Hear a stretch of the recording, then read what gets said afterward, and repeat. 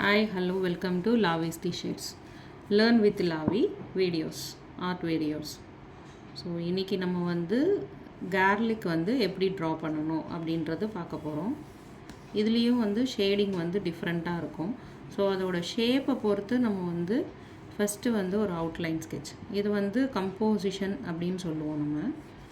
So இந்த வந்து sketch வந்து போட்டுட்டு ஜஸ்ட்டு வந்து ஒரு அவுட்லைன் ஸ்கெட்ச் மாதிரி தான், ரொம்ப டீட்டெயிலிங் பண்ண வேண்டிய அவசியம் இல்லை. பட் வந்து நம்மளோட ஷேடிங் பண்ணும்போது நமக்கு ஒரு ஐடியா இருக்கணும்.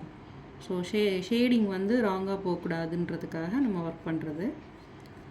ஸோ இது நீங்கள் டைரெக்டாக garlic பார்த்து ட்ரா பண்ணிங்கன்னா ரொம்பவே நல்லா ஈஸியாக இருக்கும். இல்லைன்னா கூட உங்களுக்கு ஆஸ் யூஷுவல் நான் சொல்கிற மாதிரி நிறைய வீடியோஸ், நிறைய ரெஃபரன்ஸ் பிக்ஸ் எல்லாமே கூகுள், இன்டர்நெட், பின்ட்ரெஸ்ட்டில் இருக்குது. ஸோ உங்களுக்கு எது வேணும்னாலும் நீங்கள் வந்து சூஸ் பண்ணிக்கலாம். பென்சில் ட்ராயிங் பார்த்து ட்ரா பண்ணலாம், இல்லை ஒரு ஃபோட்டோகிராஃபி பார்த்து ட்ரா பண்ணலாம். ஸோ எப்படி வந்து ஒவ்வொருத்தருக்கும் ஒன்று ஒன்று ஈஸியாக புரியும்.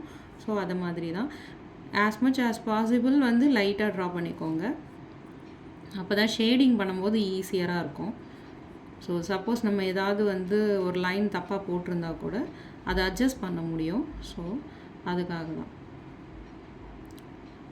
ஃபஸ்ட்டு வந்து ஒரு சிங்கிள் garlic பாடு வந்து போடுறது ட்ரை பண்ணுங்கள். அதுக்கப்புறம் முழுசாக இருக்கிற மாதிரி பண்ணுங்கள். அந்த மாதிரி ஸ்டெப் பை ஸ்டெப்பாக கற்றுக்கிட்டே வந்தீங்கன்னா இதுவாக இருக்கும், ஈஸியராக இருக்கும்.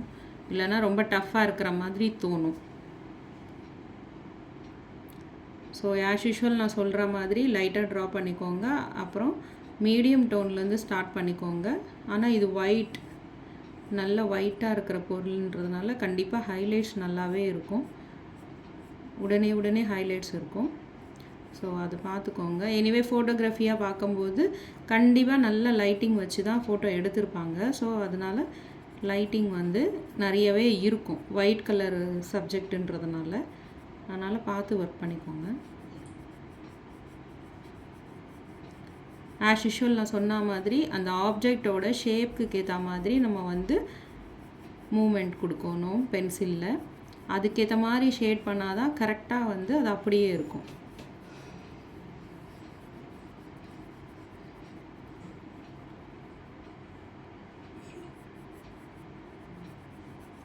ஸோ கொஞ்சம் கொஞ்சமாக நீங்கள் வந்து அந்த garlic வந்து எப்படி இருக்கோ அந்த ஷேப்லேயே நீங்கள் வந்து பென்சிலை வந்து மூவ் பண்ணிங்கன்னா ஈஸியராக இருக்கும் ஷேடிங் பண்ணுறதுக்கு. இதுக்கு வந்து இப்படி ஸ்கெட்சிங் பண்ணிங்கன்னா தப்பாக இருக்கும்.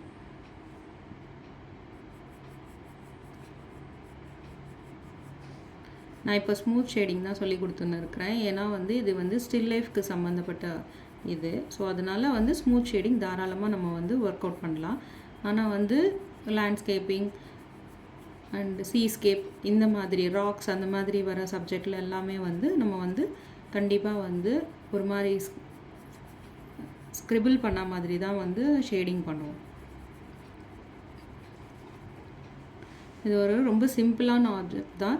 நீங்கள் இதே மாதிரி வீட்டில் இருக்கிற எல்லா ஆப்ஜெக்ட்டும் வந்து கொஞ்சம் கொஞ்சமாக ட்ரை பண்ணி பார்க்கலாம்.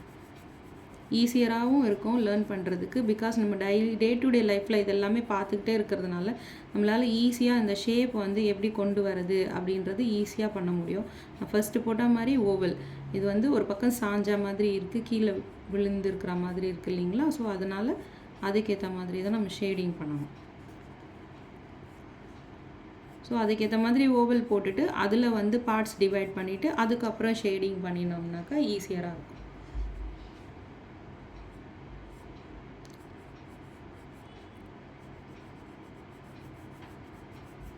ஸோ இந்த garlic பாடு வந்து ஃபுல்லாக இருக்கிற மாதிரி, இதெல்லாம் கொஞ்சம் பாதி கட்டான மாதிரி இருக்குது, இது மட்டும் ஃபுல்லாக இருக்கிற மாதிரி இருக்குது. ஸோ அந்த ஃபுல்லாக இருக்கிறது வந்து அதே மாதிரி தான் அந்த ஷேப்லேயே நம்ம வந்து ஷேடிங் பண்ணிக்கிட்டே வந்தோம்னாக்கா ரொம்ப ஈஸியராக இருக்கும்.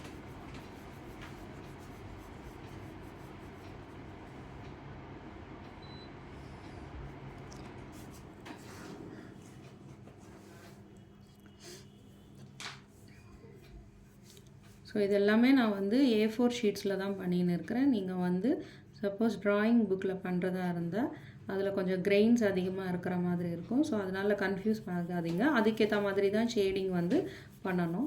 ஸோ அதுக்கேற்ற மாதிரி கொஞ்சம் பெரிய ஆப்ஜெக்டே வந்து வரைகிறது கொஞ்சம் பெருசாக வரைஞ்சிங்கன்னா ஈஸியராக இருக்கும். இந்த லைன்ஸ் வந்து பார்ட்டிஷன்ஸ் காமிச்சாலும் அது வந்து ஸ்மூத்தாக லைன்ஸ் போட்டால் தான் வந்து உங்களுக்கு வந்து அது ஷேடிங்கோட மர்ஜ் ஆகும். அதர்வைஸ் இது வந்து தனியாக தெரிய ஆரம்பிச்சிடும். அப்புறம் வந்து ஏதோ கோடு போட்டு நம்ம உள்ள கலரிங் பண்ண போல் இருக்கும்.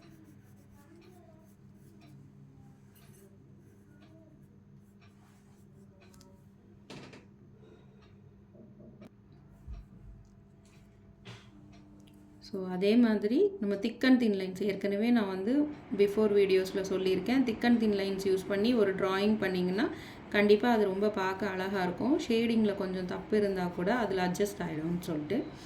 ஸோ அதே மாதிரி சப்போர்ட்டிங் ஷேடிங்கும் பண்ண வேண்டியதாக இருக்கும். சப்போர்ட்டிங் ஷேடிங்னால் இதோட ஷேடோ இல்லை வந்து இது வந்து ரெண்டுமே ஒயிட்டாக இருக்கிற ஒரு object, white paper, white background அப்படின்னும் போது கண்டிப்பாக அதுக்கு வந்து நம்ம வந்து பேக்ரவுண்டில் கொஞ்சம் வந்து ஷேடிங் பண்ண வேண்டியதாக இருக்கும். சப்போஸ் ஷேடோ இல்லைன்னா, ஷேடோ இருந்தால் ப்ராப்ளமே இல்லை, கண்டிப்பாக அது வந்து தனியாக தெரிய ஆரம்பிச்சிடும்.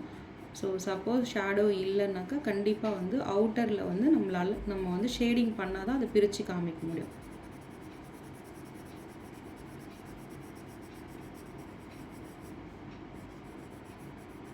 ஸோ அந்த ஷேடிங் வந்து எப்படி டீவியேட் ஆகுதுன்னு பார்த்துட்டு நீங்கள் ஒர்க் பண்ணணும். ஸோ ஒரே மாதிரி இருக்காது, ஒரு இடத்துலையும் ஷேடிங் வந்து டிஃப்ரெண்ட்டாக இருக்கும். அந்த லைட்டிங் சோர்ஸை பொறுத்து ஷேடிங் வந்து டிஃபைன் ஆகும்.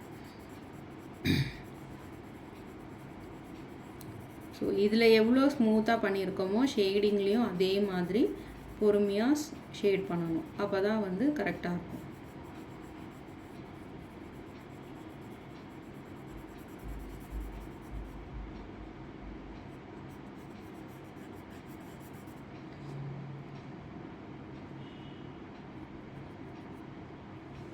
ஹோப்ஃபுல்லி இது அழகாக புரிஞ்சிருக்குன்னு நினைக்கிறேன். ட்ரை பண்ணுங்கள். டவுட்ஸ் இருந்தால் கமெண்ட்டில் சொல்லுங்கள். தேங்க்யூ.